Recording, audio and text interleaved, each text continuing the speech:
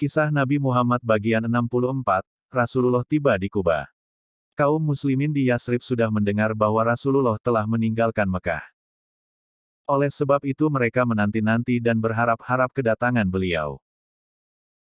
Bahkan beberapa dari mereka pergi ke Kuba, suatu kampung yang letaknya beberapa mil dari Yasrib untuk menyambut Rasulullah. Setiap pagi mereka pergi bersama-sama ke tempat itu.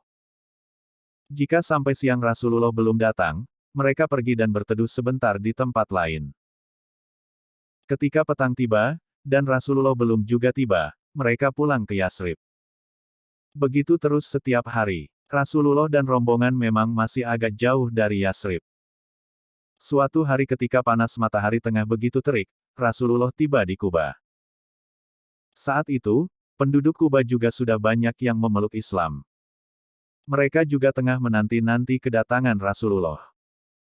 Namun, tidak seorang pun yang sudah mengenal wajah Rasulullah dan Abu Bakar.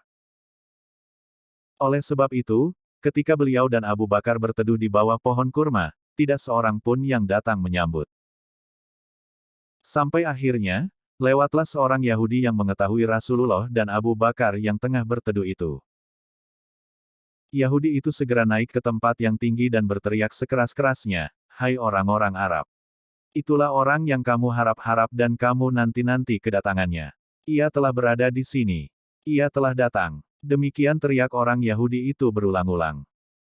Orang-orang Kuba datang berduyun-duyun ke tempat Rasulullah berteduh. Ketika tiba, mereka memberi hormat kepada Abu Bakar.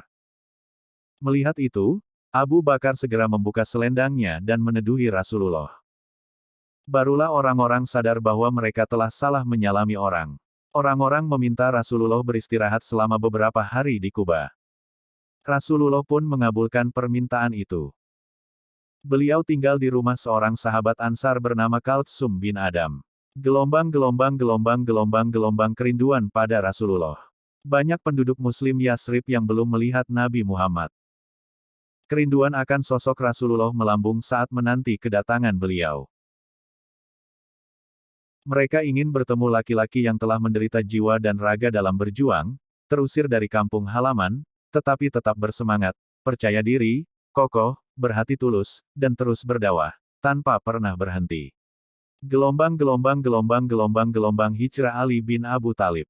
Bagaimana dengan Ali bin Abu Talib? Sesuai dengan pesan Rasulullah, setelah mengembalikan barang-barang titipan kepada pemiliknya, Ali bin Abu Talib berangkat hijrah.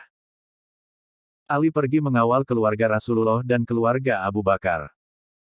Mereka adalah Fatimah, Ummu Kulsum, Saudah, Ummu Aiman dan anaknya, Usamah. Selain itu juga turut istri Abu Bakar, Ummu Ruman dan anak-anaknya, Aisyah, Asma, dan Abdullah. Juga ada orang-orang Muslim lain yang lemah dan tidak berdaya. Terbayang dengan jelas betapa beratnya tugas Ali bin Abu Talib saat berhijrah. Apalagi mereka semua kekurangan, sehingga Ali bin Abu Talib harus berjalan kaki menempuh jarak lebih dari 400 km di tengah padang pasir itu. Selama perjalanan, mereka berhenti dan bersembunyi pada siang hari. Untuk menghindari kejaran pasukan Quraisy. Jika malam tiba, barulah mereka berangkat dan meneruskan perjalanan. Akhirnya, tibalah rombongan hijrah Ali bin Abu Talib di Kuba. Di sana, mereka berjumpa dengan Rasulullah yang masih berada di tempat itu. Begitu jauh dan beratnya perjalanan, kaki Ali bin Abu Talib membengkak dan dipenuhi luka di sana-sini. Rasulullah merasa sangat iba kepada sepupunya ini. Beliau berdoa kepada Allah memohon agar Allah berkenan menyembuhkan semua luka di kaki Ali dan memulihkan kekuatannya seperti sedia kala. Dengan kedua tangan beliau yang mulia itu, Rasulullah mengusap kaki Ali bin Abu Talib. Alhamdulillah, segera saja pulihlah semua luka, kempislah bengkak, dan lenyaplah semua rasa sakit dari kaki Ali bin Abu Talib. Saat Ali bin Abu Talib dan orang-orang yang dikawalnya tiba di Kuba, Rasulullah telah berhenti di sana selama lebih dari 10 hari. Dalam 10 hari itu, beliau dan para sahabat yang lain telah membangun sebuah masjid. Itulah masjid pertama dalam sejarah Islam. Di dalam Al-Quran, Allah menyebut masjid itu dengan nama Masjid Taqwa. Sampai kini, masjid itu dikenal sebagai Masjid Quba. Gelombang Masjid Quba. Rasulullah adalah orang pertama yang meletakkan batu untuk mendirikan Masjid Quba. Setelah itu, beliau menyuruh Abu Bakar lalu Umar bin Khattab dan setelahnya Utsman bin Affan. Ammar bin Yasir adalah orang yang pertama kali membangun temboknya.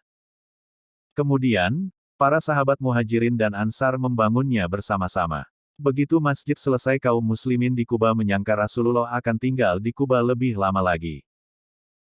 Namun, Allah memerintahkan Rasulullah untuk berangkat ke Yatsrib.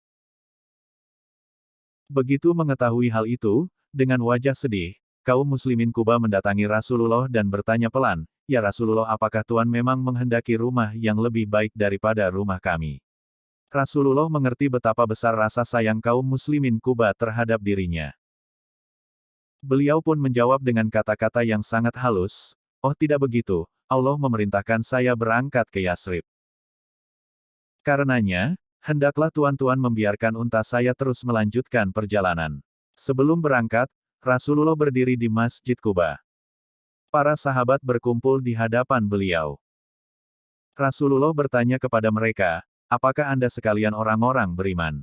Semuanya terdiam, tidak seorang pun yang berani menjawab. Kemudian, Rasulullah bertanya lagi, "Apakah Anda sekalian orang-orang yang beriman?" Kembali semua orang terdiam kecuali Umar bin Khattab.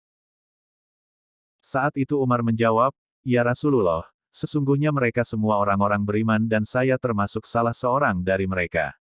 Rasulullah bertanya lagi, "Apakah Anda sekalian percaya pada keputusan Allah?" Kali ini semuanya menjawab, "Iya." "Apakah Anda sekalian bersabar akan malapetaka yang menimpa?" "Iya, ya Rasulullah." "Dan apakah Anda sekalian bersyukur saat mendapat kebahagiaan?" "Bersyukur saat mendapat kebahagiaan." "Ya, kami bersyukur ya Rasulullah." "Demi Tuhan. Kalau begitu Anda sekalian orang-orang beriman." Mengapa masjid dibangun lebih dulu? Masyarakat Islam tidak akan tegak jika tidak ada masjid. Oleh karena itu, perbedaan pangkat, kekayaan, kedudukan, dan lainnya akan terhapus jika umat Islam selalu bertemu setiap hari di masjid untuk menyembah Allah. Masjid juga merupakan tempat berkumpulnya kaum muslimin untuk mempelajari syariat Allah. Bersambung bagian 65.